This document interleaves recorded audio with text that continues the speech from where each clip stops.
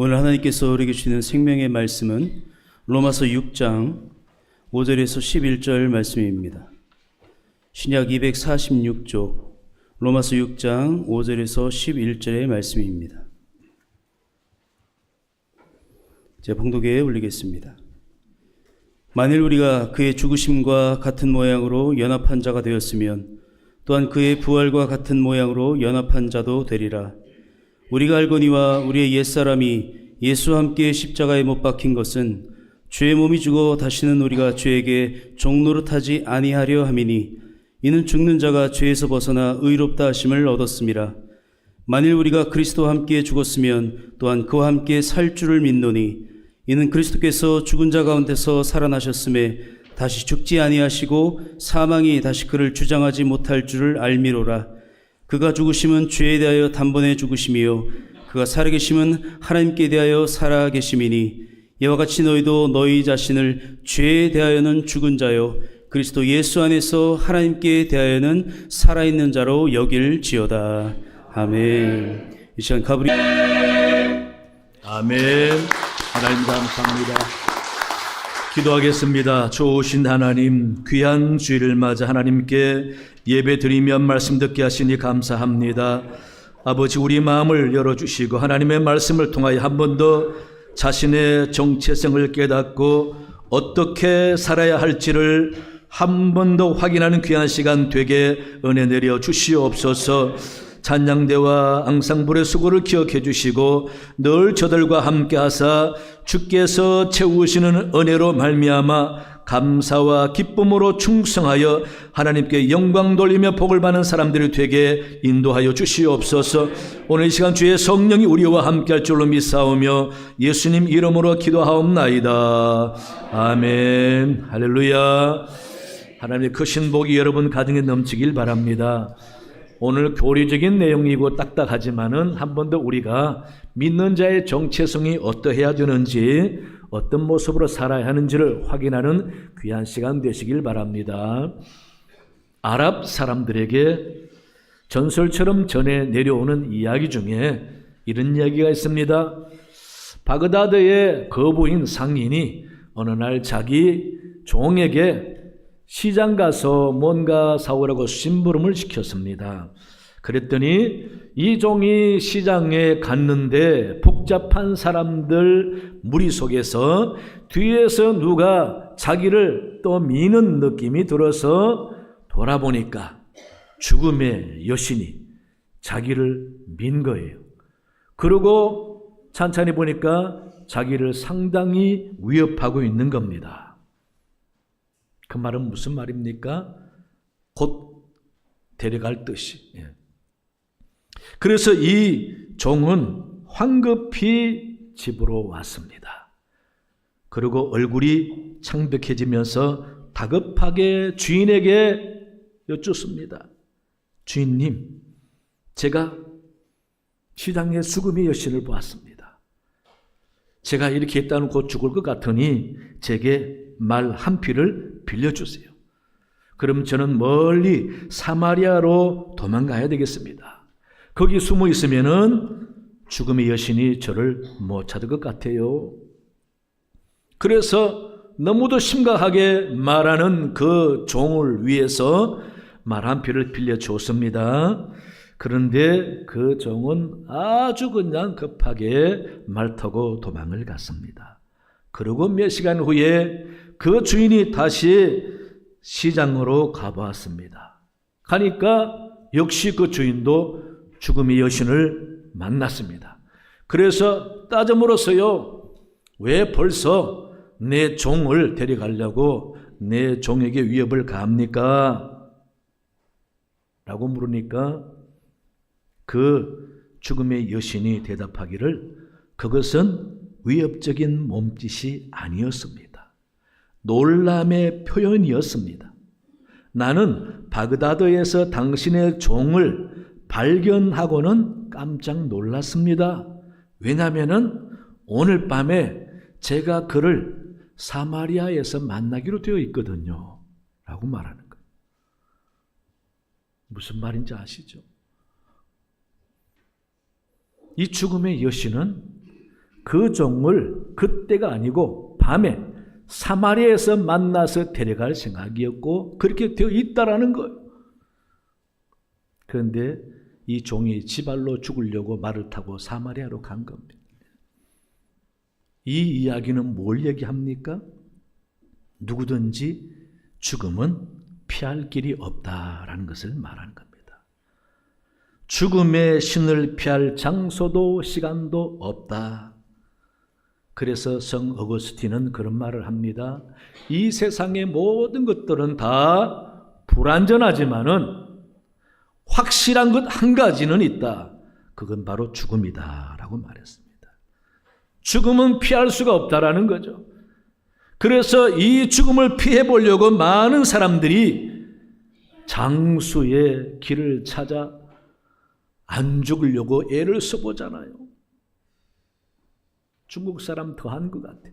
한무제는요, 이슬을 먹으면은 오래 장수한다고 생각해서 승로반에다가 이슬만 받아 먹었대지 않습니까? 진시황은 불로초를 구하라고 동쪽에 삼신산에서 젊은 남녀 500명을 풀어서 불로초를 찾게 했지 않습니까? 이같이 사람들은 어떻게 하면 죽음을 피해볼까 두렵기도 한 겁니다. 우리나라 모 재벌은 젊은 사람의 피를로 바꾸면 오래 살 것 같아서 다 바꿔봤지만은 역시 가셨습니다. 이분들은 왜 이런 짓을 합니까? 죽음이 두려운 겁니다. 죽기 싫은 겁니다. 하지만 믿는 사람들은 죽음이 두렵지 않는 사람들입니다. 이분들은 영생을 모르니까 이것이 끝나는 줄 알고 더 오래 살아보려고 애쓰는 사람들, 우리 믿는 사람들은 오히려 죽고 난 다음에 영원한 생명과 영원한 삶이 우리에게 있다는 사실을 알고 믿기 때문에 죽음이 두렵지 않습니다. 그래서 예수 믿고 죽는 사람들의 모습은 아름답습니다. 보기 좋습니다. 오히려 멋있는 신앙에 당부를 하고 돌아가십니다. 예수님께서는 이미 우리에게 영생이 있고 영생을 주겠노라고, 영생의 삶을 살아라고 말씀해 주셨습니다. 예수님께서 친히 죽음의 문제를 당신이 해결해 주시면서 부활하셨습니다. 주님은 믿는 모든 사람들에게 죽음과 죽음의 공포를 빼앗아버리고 영생으로 바꾸어 주셨습니다. 이것이 우리가 예수 안에서 누리는 가장 소망이 있는 기쁨이라는 것입니다. 이러한 영생의 소망은 예수님만이 줄 수 있는 특권입니다. 그러므로 저와 여러분들은 다 영생을 소유한 사람들입니다. 영생을 얻었으니 부활도 할 줄로 여러분 믿으시기 바랍니다. 그래서 우리 예수님 없으면 우리는 살 수가 없습니다. 우리의 삶에도 예수님, 우리의 소망에도 예수님, 우리의 영생에도 예수님과 함께, 이같이 우리가 예수님과 함께 죽고 예수님과 함께 살아가는 인생이 되었다라는 겁니다. 그렇다면 이러한 신앙의 삶, 믿음의 삶을 살아가려면 우리가 확실하게 믿어야 할 것이 무엇인가? 첫째는요, 하나님의 약속을 믿어야 합니다. 신약 성서에는 사도들이 설교한 내용들이 꽤 있습니다.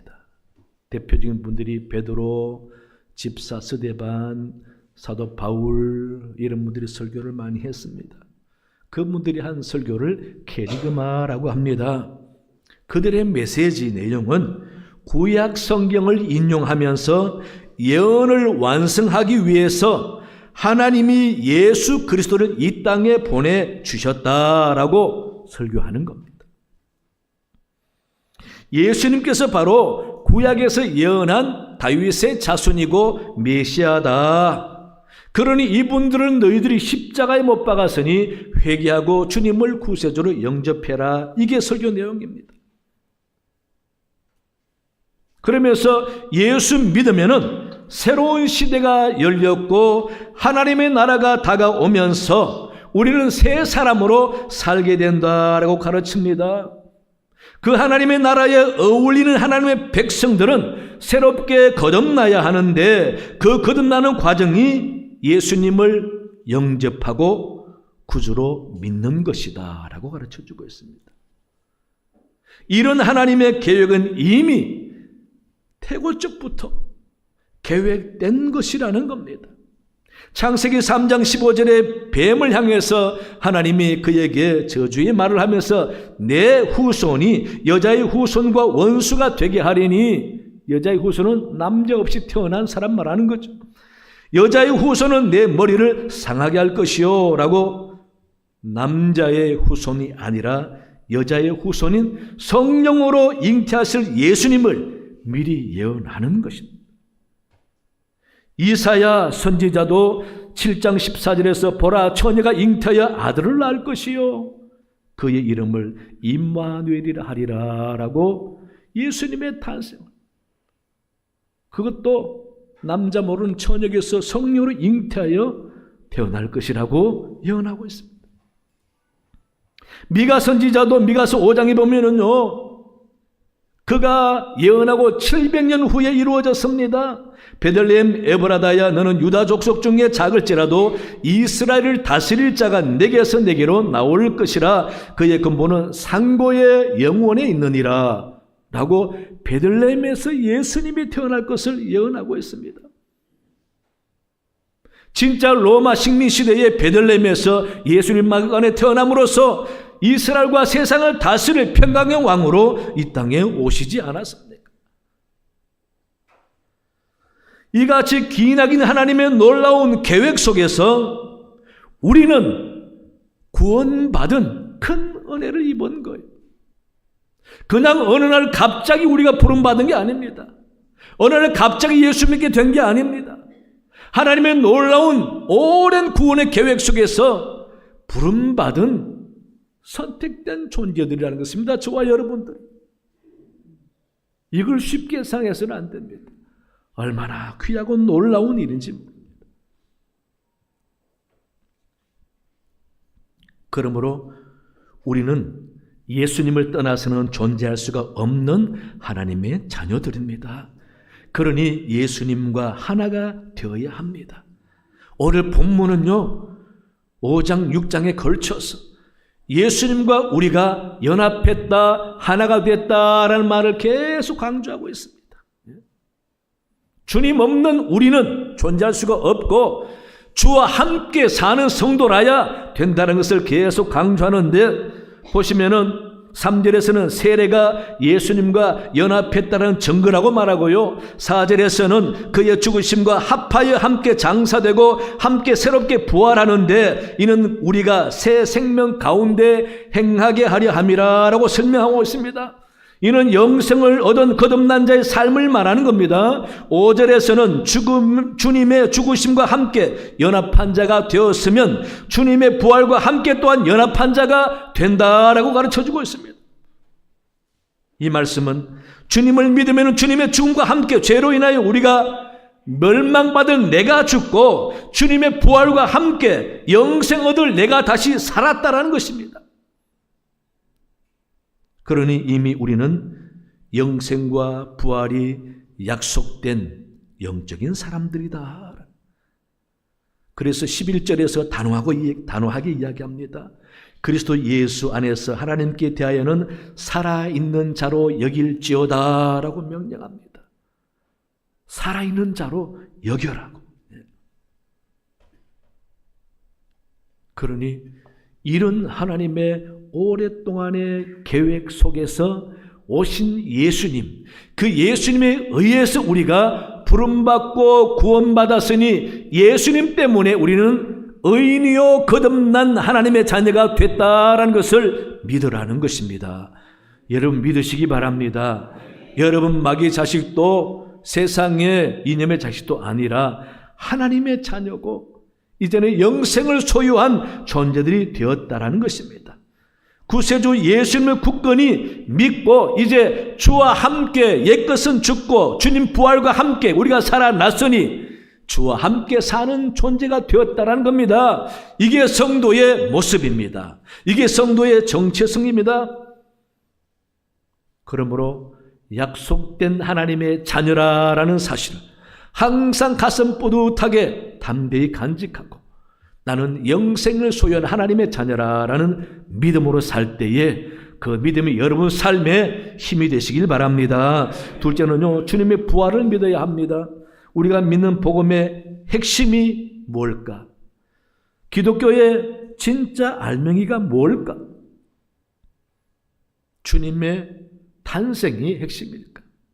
주님의 탄생은 대단하지 않습니까? 베들레헴에서 주님이 탄생할 때에 천사들이 나타나 노래하고 별도 움직였습니다, 여러분. 세상이 놀라고 헤롯 왕도 놀랐습니다. 동방박사가 신기해서 찾아올 만큼 놀라운 예수님의 탄생이 복음의 핵심인가? 아닙니다. 그렇다면 예수님의 가르침, 교훈이 핵심인가? 예수님의 가르침 중에 산상보훈이라고 하는 마태복음 5장에서 7장까지 내용은 참 대단한 내용입니다. 그 내용, 그게 복음의 핵심인가? 그것도 아닙니다. 그럼 그분이 행하신 기적인가? 여러분, 세상에 그 누가 예수님만큼 많은 기적을 행한 사람이 있습니까? 예수님만큼 신기한 기적을 행한 사람이 있습니까? 죽은 자도 살리시고 나면서 안진병이 나면서 맹인된 사람, 중풍병자도 적석에서 고치시고 수많은 병자를 고치시고 도시락 하나로 5,000명 먹이시고 풍랑과 바람을 잠재우시고 바다를 걸어서 건너시는 예수, 얼마나 놀랍고 대단합니까? 그런데 그것도 복음의 핵심이 아닙니다. 기독교 복음의 핵심은 오직 십자가와 부활입니다. 믿으시기 바랍니다. 주님의 십자가와 부활. 그래서 복음서는 이 사건을 열심히 많은 분량을 할애해서 전하고 있습니다. 주님의 십자가 사건과 부활, 그게 바로 복음의 핵심입니다. 초대교회는 주님의 십자가 부활을 열심히 전했습니다. 그래서 기독교 역사의 최고의 반전은 십자가를 부활로 바꾼 사건이다라고 합니다. 이 사건은 죽음을 영생으로 바꾼 사건입니다. 그래서 20세기 유명한 신학자 칼바라트는 그렇게 말합니다. 부활의 메시지는 짧을수록 좋다. 왜냐하면 부활은 사실이기 때문이다. 역사적인 사실을 성경은 구차하게 증명하려고 하거나 변정하려 하지 않았다. 단순하게 선포했고 믿고 살라고 선언했을 뿐이다 라고 말합니다. 그만큼 부활은 확실한 역사적인 사건이니 믿어야 한다는 걸 말하는 거죠. 여러분, 인생이 살아가고 있다는 걸 뭘 말합니까? 우리는 죽어가고 있다는 말과 같습니다. 인생의 문제는 살아가면서 다양한 것을 만나지만은 사실 지나고 나면은 다 의미가 없습니다. 이제 막상 죽음이 가까이 왔을 때에 평생의 가장 중요한 문제는 죽음의 문제인 것입니다.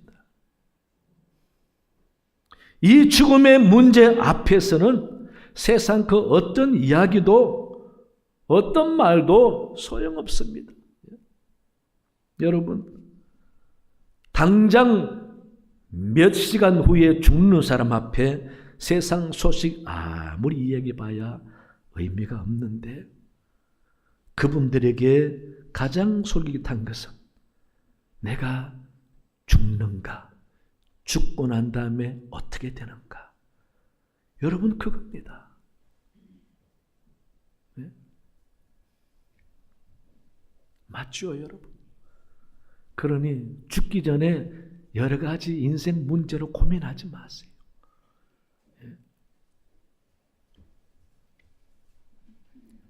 예수 믿는 사람들이 죽는 모습 보면은 참 아름다워요. 보기 좋습니다. 저는 죽음에 임박한 사람도 많이 만나보고 장례도 물론 많이 치러보고 죽음에 임박한 사람 구원도 많이 시켜보고, 그런데 대부분 목사님들이 설교하면서 들어보면은 죽음에 임박한 사람들이 남기는 말 요약해 보면은 주로 두 가지입니다. 내가 구원받았다는 사실이 참 위로가 되는 거죠. 그래서 어떤 분은 목사님, 예수님의 보혈의 피가 내 죄를 사했다라는 게 생각이 납니다. 그게 죽는 자에게 위로가 된다라는 말입니다. 어떤 분은 그렇게 말합니다. 목사님, 제가 죽으면 천국 가는 건 확실한데 한 가지 주님 앞에 갈 때 좀 미안하고 부끄러운 게 좀 있습니다. 왜냐하면 건강할 때 내가 주님을 위해서 뭘 했나 생각하면 참 후회가 됩니다. 그런 얘기밖에 안 합니다, 여러분. 그러니 우리는 죽음이 끝이 아니라 죽음은 영화롭게 되는 시작이고 문입니다, 여러분. 이 땅에 살면서 아무리 우리가 거룩해진다고 하지만은 죄 가운데, 죄 많은 세상 가운데 삽니다. 그러나 우리가 죽고 난 다음에는 영생을 소유한 영화로운 존재가 되는 거죠. 그래서 주님의 부활은 우리에게 그런 소망을 주신 겁니다. 나도 주와 함께 죽고 주와 함께 사는구나. 주님의 부활이 저런 거면 나도 저렇게 사는구나.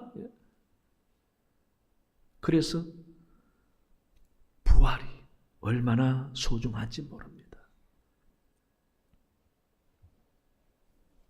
기독교 부활은요, 다시 다른 모습 태어나는 환생이나 소생 정도로 말하는 게 아닙니다. 성경에는 죽었다가 살아난 사람들이 많습니다. 열왕기하 4장에는요, 수넴 여인의 아들이 죽었는데 엘리사가 살려주었습니다. 누가복음 7장에서는 나인성에서 과부 아들이, 하나밖에 없는 아들이 죽어서 장사 지내는데 주님이 그 장사행리를 세우고 아들을 살려주었습니다. 회당장 야이로의 딸 12살 외동딸도 사람들이 죽어서 곡을 하고 있는데 주님이 달리다곰하고 살려주셨습니다. 또 베다니의 마르다와 마리아의 오라버니는 나사로가 죽은 지 4일 됐는데 예수님이 살려주니 나사로야 나오라 그러니까 얼굴과 모든 몸에 다 감았던 채로 그렇게 걸어 나오는데, 바울이 설교할 때 밤중에 유두교가 창문에서 떨어졌는데 죽은 유두교를 살렸습니다. 베드로도 다비다를 살려줬지 않습니까? 여러분, 그런데 성경에 보면은 이런 분들이 살아난 것을 한마디도 부활이라고 말하지 않습니다. 아이가 눈을 떴다. 죽었던 자가 일어나 앉고 말도 하였다. 죽은 자가 수건을 배로 동인 채로 나왔다. 사람들이 살아난 청년을 데리고 왔다. 아이가 눈을 뜨고 부모에게 갔다. 부활이란 말을 쓰지 않습니다. 성경에 예수님이 다시 살아나신 일에 대해서만 부활이란 말을 씁니다. 이는 소생했다라는 정도가 아닙니다. 완전히 죽으셨다가 다른 모습으로 살아나신 것입니다. 죽었다가 살아난 모든 사람들은 다, 성경에서 살아난 사람들은 다시 죽었습니다. 그러나 예수님은 부활하시고 난 다음에 죽지 않고 그대로 성천하신 분이십니다. 그래서 주님의 부활은 확실한 것이고, 오늘 본문 8절에서도 만일 우리가 그리스도와 함께 죽었으면 또한 그와 함께 살 줄을 믿노니라고, 그냥 죽었다가 살아 다시 죽는 것이 아니라 주님의 부활과 함께 우리가 영원히 산다라는 것입니다. 이 부활을 이야기하는 것입니다. 여러분 이 부활을 믿으시기 바랍니다. 기독교의 복음은 여기서부터 시작됩니다. 놀라운 소식, 어찌하여 산자로 죽은 자 가운데서 찾느냐, 그분은 여기 계시지 않고 살아나셨느니라 라는 천사의 말, 이 말이 복음의 핵심인 것입니다. 너희가 십자가에 못 박아 죽인 예수를 하나님이 살리셨느니라, 우리가 그분을 보았고 우리가 예수님의 부활의 증인이다 라는 이 말이 초대교회 설교의 핵심이었습니다. 그러니 여러분, 예수님의 부활을 굳게 믿으시기 바랍니다. 오늘 말씀대로 우리도 주와 함께 죽었으니 주와 함께 살리라, 이 말씀 여러분 굳게 믿고 받아들이시고 그렇게 사시기 바랍니다. 그러면 주님의 부활과 함께 나도 부활한다 라고 할 때에 내가 죽는 것은 두려운 것이 아닙니다. 죽는 것은 영원히 풀 수 없는 인생의 마지막 문제가 아닙니다. 영광스러운 천국으로 들어가는 귀한 시간입니다. 그런 믿음이 있는 사람이라야 죽음이 은혜로운 것이죠. 그런 믿음이 없는 사람은 죽음은 끔찍한 마지막 발버둥 쳐야 할 두려운 시간인 거죠. 예수님이 사망 권세를 이겨주셨다 그랬습니다. 저와 여러분들의 모든 죽음의 문제를 해결해 주셨습니다. 여러분 오늘 당장 죽어도 걱정하지 마시기 바랍니다. 하나님께서 여러분 죽음은 고통이 아니라 아름답게 영화롭게 만들어 주셨다는 것입니다. 이런 주님과의 부활을 믿으면서 부활의 힘이 여러분이 인생에 승리하는 힘이 되시기를 간절히 축원합니다. 세 번째는요, 영생이 있음을 믿어야 합니다. 로마서 5장 21절에 보시면은 이는 죄가 사망 안에서 왕노릇한 것 같이 은혜도 또한 의로 말미암아 왕노릇하여 우리 주 예수 그리스도로 말미암아 영생에 이르게 하려 함이라라고 말씀하고 있습니다. 영생에 이르게 하려 함이라. 여러분, 우리가 영생을 대가로 치러온 것은 아무것도 없지만 예수님이 대신 우리 위해서 치러 주셨습니다. 우리는 그 예수님의 은혜를 받아들이고 믿기만 하면 되잖아요. 그래서 이미 예수님은 마귀, 사망, 죽음의 저주, 죽음의 고통까지 다 이겨주시고 부활하셨습니다. 그러므로 그분의 승리가 바로 저와 여러분의 승리인 것입니다. 우리는 싸워야 할 사람이 아니라 이미 이긴 사람들입니다. 사망 권세와 이긴 사람들입니다. 그러니 이미 승리한 사람인 것입니다. 이긴 자의 행복을 누리면서 힘있게 살아가면 되는 겁니다. 그게 믿는 자의 힘인 것입니다. 그런 자에게 이 세상에 무엇이 두렵습니까? 무엇이 걱정입니까? 내 가장 궁극적인 문제, 죽음의 문제와 영생의 문제를 해결해 주셨는데 내가 더 이상 무엇이 두렵습니까? 여러분, 사소한 것 때문에 염려하고 두려워하지 마시기 바랍니다. 당당하게 사시기 바랍니다. 그래서 나를 비판하고 나를 괴롭게 하고 나를 무시한다 할지라도 나는 영생을 소유한 하나님의 자녀요, 부활을 믿고 죽음이 두렵지 않는 믿음의 사람이니 세상 일 따위에 우리가 마음이 무너져서는 안 된다라는 것입니다. 이런 강하고 담대한 믿음을 여러분 가지시기 바랍니다. 따라서 우리 믿는 사람들은 더 이상 죄 때문에 고민하면 안 됩니다. 과거 때문에 힘들어하면 안 됩니다. 성령의 만지심과 기도로, 믿음으로 모든 과거를 다 여러분 청산하세요. 더 이상 과거의 안 좋은 것들이 내 삶의 트라우마가 되지 않고 주님 안에서 내가 해방되고 자유함을 얻었다라고 자유한 자 기쁨을 누리면서 새 날을 바라보면서 자신 있게 당당하게 사시기 바랍니다. 그게 주와 함께 십자가에 죽는 겁니다. 그리고 거듭난 새 사람, 영생을 수여한 사람의 삶을 새롭게 살아가는 겁니다. 내 인생도 과거는 다 십자가에 묻어버리고 새 역사를 지금부터 서내려가는 겁니다. 누구와 함께? 주와 함께. 그래서 주와 함께 죽고 주와 함께 살리라 라고 말씀하고 있습니다. 이런 과거의 청산이 확실히 있어야 합니다. 우리 믿음의 선진들 가운데 훌륭한 목사님들이 많은데 김익두 목사님 우리는 잘 알고 있습니다. 그분은 깡패였잖아요. 선교사님을 통해서 예수 믿고 구원받고 보니 얼마나 신기한 자신과 자신의 삶에 대해서 감사하고 놀랐는지 그는 구원의 확신을 얻고부터 자기 동료들과 친척들과 사람들에게 부고장을 보냈대잖아요. 부고장 내용이 기믹두 사망, 이전에 깡패 두목이었던 기믹두는 죽었습니다. 나는 새로 태어난 존재입니다. 예수님의 부활과 더불어서 예수 안에서 새로운 피조물로 거듭났습니다. 라고 선포하면서 부고장을 보냈답니다. 얼마나 멋있습니까? 여러분, 우리는 더 이상 마귀에게 속으면 안 됩니다. 우리는 죄 지을 수밖에 없는 연약한 존재가 아니라 죄를 이기는 사람이요, 죄 용산받은 사람입니다. 성령의 사람이요, 영생을 소유한 사람들입니다. 그런 영적인 자부심을 여러분 가지시기 바랍니다. 그러면서 조금이라도 죄의 생각이 나면은 기도하면서 청산해 버리시고 거듭난 자의 삶을 당당하게 살아가시기 바랍니다. 죄의 권세는 주님의 십자가 함께 죽었습니다. 이제는 영생에 의해서 의의 권세로 살아가는 사람들이 됐습니다. 얼마나 놀랐습니까? 그러니 자신을 대단하게 생각하시고 다른 사람 볼 때도 귀하게 생각하시기 바랍니다. 다 하나님의 은혜와 사랑으로 용서받고 구원받은 귀한 사람들입니다.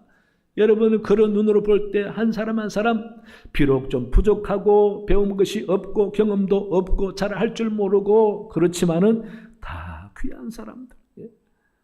얼마나 귀한 사람들입니까? 우리는요, 능력과 실력과 외모보다 생명 그 자체가 귀하지 않습니까?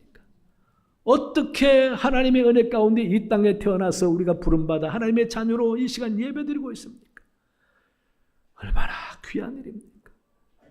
오늘 제가 딱딱하지만 드린 말씀 여러분 잘 새기시고 내가 어떤 존재인지 한 번 더 마음에 다짐하면서 우리 예수님과 함께 죽은 내가 예수와 함께 이제 살아간다라고 믿으시기 바랍니다. 그래서 당당한 거룩한 자의 삶을 살아가면서 어떤 일도 세상의 일이나 죄의 일이나 생활 속에 만나는 고난과 질병의 일까지도 나를 마치 죽을 사람처럼 힘없이 사는 모습이 아니라 다 이기고 구원받은 자로서의 당당한 모습으로 살아가는 삶을 살아야 되겠습니다. 할 수 있습니다. 하나님이 함께 하십니다. 우리 주님이 여러분과 함께 하십니다. 그래서 늘 주와 함께 죽고 주와 함께 살아가는 믿음의 사람들이 되시기를 간절히 축원합니다. 하나님 아버지 참으로 감사합니다. 우리가 어떤 사람인지 다시 한번 확인해 보았습니다. 우리 삶이 어떠해야 되는지 주와 함께 죽고 주와 함께 살아가는 사람들입니다. 이 사실을 다시금 새기면서 세상 일로 마음이 무너지지 아니하고 늘 승리하며 담대하게 믿음으로 살아가는 믿음의 사람들이 다 되도록 인도하여 주시옵소서. 감사하며 예수님 이름으로 기도하옵나이다. 아멘. 아멘. 다 함께 찬송가 240